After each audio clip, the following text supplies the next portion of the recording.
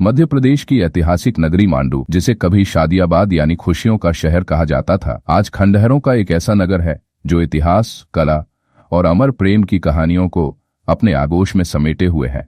यह केवल पत्थरों और दीवारों का समूह नहीं, बल्कि एक ऐसी पवित्र भूमि है जहां हर कण प्रेम, भक्ति और बलिदान की गाथा गुनगुनाता है। मांडू की फिजाओं में आज भी 16वीं शताब्दी की उस प्रेम कहानी की गूंज सुनाई देती है जो मालवा के अंतिम सुल्तान बाज बहादुर और रानी रूपमती के बीच पनपी थी। यह कहानी सिर्फ दो दिलों का मिलन नहीं, बल्कि संगीत, भक्ति और आत्मसम्मान की एक ऐसी मिसाल है जो समय की सीमाओं को पार कर आज भी जीवित है। 16वीं शताब्दी में मालवा सल्तनत अपने वैभव के चरम पर थी। मांडू, जो मालवा की राजधानी था, अपनी स्थापत्य कला, संगीत और साहित्य के लिए प्रसिद्ध था। इस नगर का शासक था सुल्तान बाज बहादुर, जो न केवल एक कुशल योद्धा था बल्कि संगीत और कला का भी गहरा प्रेमी था। उसकी बांसुरी की धुनें मांडू के महलों और बागों में गूंजा करती थीं। बाज बहादुर का दिल संगीत के रागों में डूबा रहता था और शायद यही वजह थी कि उसका जीवन एक ऐसी घटना की ओर बढ़ रहा था जो इतिहास के पन्नों में अमर हो गई। एक दिन सुल्तान बाज बहादुर अपने शाही दल के साथ शिकार के लिए मांडू की पहाड़ियों की ओर निकले। हरी भरी वादियों और घने जंगलों के बीच उनकी नजर एक ऐसी दृश्य पर पड़ी जिसने उनके दिल को ठहरा दिया। एक युवती सादगी से भरे परिधानों में पहाड़ी पर बैठकर भजन गा रही थी। उसकी आवाज में ऐसी मधुरता थी कि हवाएं भी थम गईं और उसका सौंदर्य ऐसा था मानो प्रकृति ने अपनी सारी खूबसूरती उसी में उड़ेल दी हो। यह युवती थी रूपमती, एक साधारण परिवार की कन्या जिसके स्वर में भक्ति की गहराई और चेहरे पर ईश्वरीय आभा थी। बाज बहादुर उस पल को भूल नहीं सके। रूपमती की आवाज उनके कानों से होते हुए सीधे उनके हृदय तक उतर गई। वह प्रेम में पड़ चुके थे और यह प्रेम कोई साधारण आकर्षण नहीं था, यह आत्मा से आत्मा का मिलन था। बाज बहादुर ने उसी क्षण निर्णय लिया कि वह रूपमती को अपनी जीवन संगिनी बनाएंगे। उन्होंने अपने दरबारियों के माध्यम से रूपमती के समक्ष विवाह का प्रस्ताव भेजा, लेकिन रूपमती कोई साधारण नारी नहीं थी। वह न केवल सुंदर और गुणवान थी, बल्कि अपनी भक्ति और आत्मसम्मान में भी अटल थी। उसने सुल्तान के प्रस्ताव को स्वीकार करने से पहले एक शर्त रख दी। रूपमती ने कहा कि वह तभी मांडू के महल में आएंगी जब उन्हें प्रतिदिन मां नर्मदा के दर्शन हो सके। मां नर्मदा रूपमती की आस्था का केंद्र थीं और उनके बिना वह अपने जीवन की कल्पना भी नहीं कर सकती थी। ये शर्त कोई साधारण मांग नहीं थी, क्योंकि मांडू की पहाड़ियों से नर्मदा नदी बहुत दूर थी और वहां से उसका दिखना लगभग असंभव था। लेकिन बाज बहादुर का प्रेम सच्चा था। उन्होंने रूपमती की शर्त को न केवल स्वीकार किया, बल्कि उसे पूरा करने के लिए असंभव को भी संभव करने का संकल्प लिया। उन्होंने अपने इंजीनियरों और कारीगरों को बुलाया और मांडू में एक विशेष जल कुंड, रीवा कुंड का निर्माण करवाया। यह कुंड इस तरह बनाया गया कि उसमें नर्मदा की एक छोटी सी धारा का प्रतिबिंब दिखाई देता था। कुंड के किनारे एक खूबसूरत मंडप बनवाया गया जहां से रूपमती अपनी आराध्या मां नर्मदा के दर्शन कर सकती थीं। इस कुंड का निर्माण न केवल बाज बहादुर के प्रेम की गहराई को दर्शाता था, बल्कि यह भी दिखाता था कि वह रूपमती की भावनाओं और आस्था का कितना सम्मान करते थे। रीवा कुंड के निर्माण के बाद रूपमती मांडू के महल में आई। उनके आगमन के साथ ही मांडू का वैभव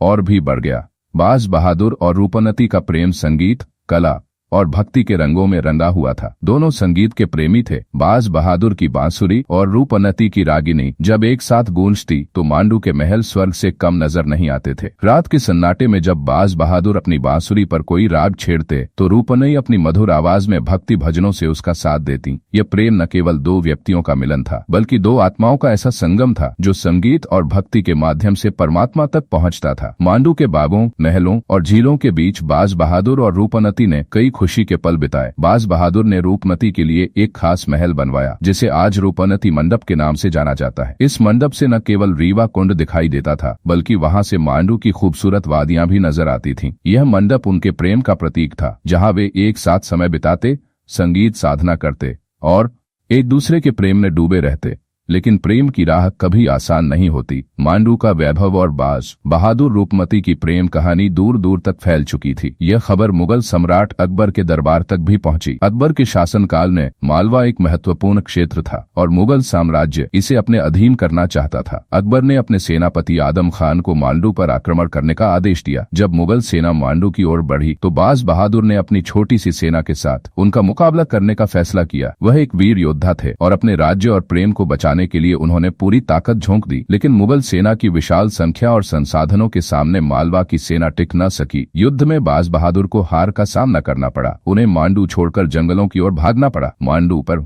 मुगलों का कब्जा हो गया और बाज बहादुर की अनुपस्थिति में रूपमती अकेली रह गई। रूपमती के सामने अब एक कठिन विकल्प था। मुगल सेनापति आदम खान ने रूपमती की सुंदरता और प्रतिभा के बारे में सुना था। उसने रूपमती को अपने हरम में शामिल करने की मांग की, लेकिन रूपमती एक ऐसी नारी थी जिनके लिए आत्मसम्मान और प्रेम सर्वोपरि था। उन्होंने बाज बहादुर के प्रेम और अपनी मर्यादा को अपमानित होने से बचाने का फैसला किया। रूपमती ने मांडू के उस मंडप में, जहां उन्होंने बाज बहादुर के साथ अनगिनत खूबसूरत पल बिताए थे, विषपान कर लिया। उनकी मृत्यु ने न केवल उनके प्रेम को अमर कर दिया, बल्कि यह भी साबित कर दिया कि सच्चा प्रेम कभी हार नहीं मानता। बाज बहादुर और रूपमती की प्रेम कहानी मांडू के खंडहरों में आज भी जीवित है। रीवा कुंड आज भी वहां बहता है, मानो मां नर्मदा रूपमती की भक्ति का जवाब दे रही हो। रूपमती मंडप और बाज बहादुर महल आज भी पर्यटकों को अपनी ओर आकर्षित करते हैं। इन खंडहरों की हर दीवार, हर पत्थर जैसे उनकी प्रेम कहानी को बयां करता है। मांडू की हवाओं में आज भी बाज बहादुर की बांसुरी और रूपमती की रागिनी की गूंज सुनाई देती है। यह कहानी केवल एक प्रेम कथा नहीं है, यह भक्ति,